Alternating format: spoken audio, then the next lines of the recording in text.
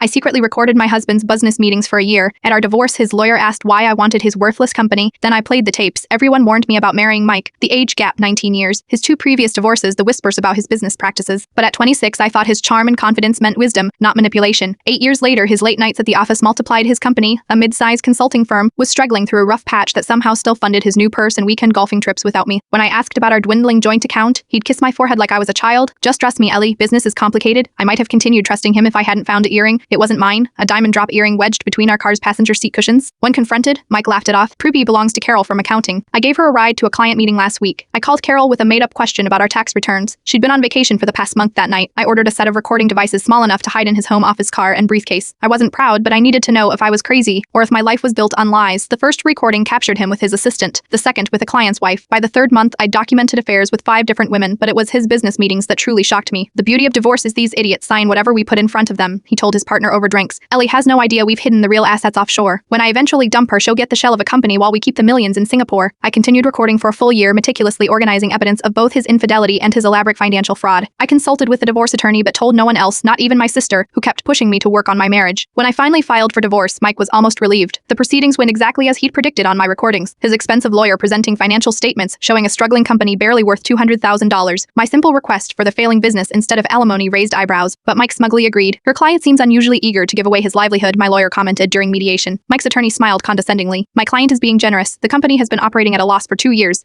That's when I nodded to my lawyer, who placed a USB drive on the table before we finalize anything. Here is something you should hear. The color drained from Mike's face as his own voice filled the room, detailing the $4.7 million hidden in offshore accounts, the fabricated business expenses, the tax fraud, and his methodical plan to leave me with nothing. His lawyer immediately requested a recess. The settlement was finalized within 48 hours, Mike transferring all hidden assets back to the US under my name to avoid criminal charges. The recordings have been sealed as part of our agreement. Sometimes I wonder if he realizes I also sent copies to his other 2 ex-wives, who have since filed to reopen their settlements. Trust isn't just about fidelity. Sometimes it's about making sure someone who specializes in deception finally experiences the transparency they've denied others.